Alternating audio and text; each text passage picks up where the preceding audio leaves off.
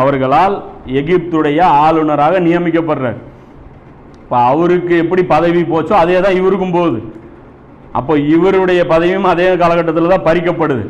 அப்போ இவரும் அவரும் போய் சேர்ந்துக்கிறாங்க. நம்மளாம் சேர்ந்து நிற்போம், நம்மளை இவர் பதவி விட்டு தூக்குறாரு, முதல்ல இதை டிமாண்ட் பண்ணுவோம் அப்படின்னு சொல்லி சேர்ந்து நிற்கிறார். அப்போ அந்த நேரத்தில் தான் நடக்கிற ஒரு விஷயம். இவர் என்ன சொல்றாரு, பரிசு பொருளை கொடுத்து விடுறாரு. யாரு? அம்மார் பின் யாசிர். அம்மார் பின் யாசிருக்கு சில பரிசு பொருட்களை யார் கொடுத்து விடுறாரு? அம்ரு பின் ஆசிரியவனு கொடுத்து விடுறாரு. கொடுத்து விடும்போது சொல்றாரு, ஒரு பக்கத்தில் இவரு கேட்குறாரு, ஏன் நீங்கள் அம்மார் பின் யாசிருக்கு இவ்வளோ கொடுக்குறீங்க அப்படின்ட்டு. அப்போ அவர் சொல்கிறாரு, ஏன்னா ரசூலா சொல்லி நான் கேட்டிருக்கேன், அம்மாரை ஒரு கிளர்ச்சியாளர் கூட்டம் கொல்லும் அப்படின்ட்டு, அதனால் நான் இது கொடுக்குறேன் அப்படிங்கிற டெஸ்ட் பண்ணுறாரு. அம்மார் நமக்கு சப்போர்ட்டாக இருக்கிறாரா இல்லையா, நம்ம டீமில் எடுத்துக்கலாம் அப்படிங்கிறது. அப்போ இந்த ஹதீஸ் அவருக்கு தெரியுமா இல்லையா? அம்மார் யார் பக்கம் இருக்காங்களோ அவங்க சத்தியவாதிகள்னு தெரியுமா இல்லையா?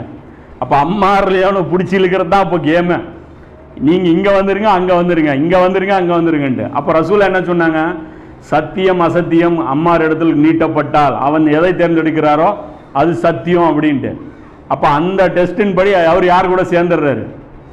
அலி அலியவனு கூட போய் சேர்ந்துடுறாரு. ஆனால் இவருக்கு தெரிஞ்சிருந்தும் என்ன பண்ணிடுறாங்க? கொலை பண்ணிடுறாங்க. யாரை கொலை பண்ணிடுறாங்க? அம்மார் அலியவனு அவர்களை கொலை பண்ணிடுறாங்க. இந்த முன்னறிவிப்பே பாருங்க. இன்னொரு முக்கியமான மேட்ரு என்ன அப்படின்னா, இதை பல சந்தர்ப்பத்தில் நபி ஸல்லல்லாஹு அலைஹி வஸல்லம் சொல்றாங்க. அகல் போர் சமயத்திலையும் ரசூல் அது சொல்றாங்க. அகல் போரில் தோண்டிட்டு இருக்கிறாங்கல்ல, அந்த தோண்டும் போது கூட அம்மார் அலியவனை பார்த்து ரசூலா சொல்றாங்க, அம்மாரே, சுமையாவுடைய மகனே, உன்னுடைய நிலைமை எப்படி இருக்கும் அந்த நேரத்தில், ஒரு கிளர்ச்சியாளர் கூட்டம் உன்னை கொல்லும் அப்படிங்கிறாங்க. அதே மாதிரி இந்த மஸ்ஜிது நபவி கட்டுறாங்கல்ல, அப்போ செங்கல் ஒவ்வொரு செங்கலாக எல்லாரும் எடுத்துகிட்டு வருவாங்க. அப்போ ரசூலா கேட்பாங்க, இவர் மட்டும் 2 செங்கல் எடுத்துகிட்டு போவார். சுமந்துட்டு பில்டிங் கட்டுமான வேலையில் நடந்துட்டு இருக்கும் மஸ்ஜிது நபவிக்கு, இவர் மட்டும் 2 செங்கல் எடுத்துகிட்டு போயிட்டு இருப்பார். அப்போ கேட்பாங்க, இந்த மாதிரி 2 செங்கல் நீ மட்டும் ஏன் எடுக்கிற, நீயும் 1 எடுத்துகிட்டு போகலாம்ல அப்படின்ட்டு. அப்போ இவங்க சொல்லுவாங்க, இல்லை, எனக்கு நன்மை அதிகமாக கிடைக்கணும்னு நான் ஆசைப்பட்றேன், அதனால் நான் டபுளாக சுமக்கிறேன் அப்படிங்கிறேன். அப்போ ரசூலா சொல்கிறாங்க, தொட்டையில் தலையை அப்படியே பாசமாக வருடி கொடுத்துட்டு, உன்னை ஒரு கிளர்ச்சியாளர் கூட்டம் கொள்ளும். எப்போன்னு சொல்லிட்டு இருக்கேன், 10 வருஷமாக சொல்லிட்டு இருக்கிறேன் ரசூல்லா. எதை சொல்லிட்டு இருக்காங்க? உன்னை கிளர்ச்சியாளர் கூட்டம் கொள்ளும், கிளர்ச்சியாளர் கூட்டம் கொள்ளுன்ட்டு. இதுலேயும் பார்த்துங்க ரசூல்லா எதை முன்னறிப்பாக செய்கிறாங்கன்னு பாருங்க.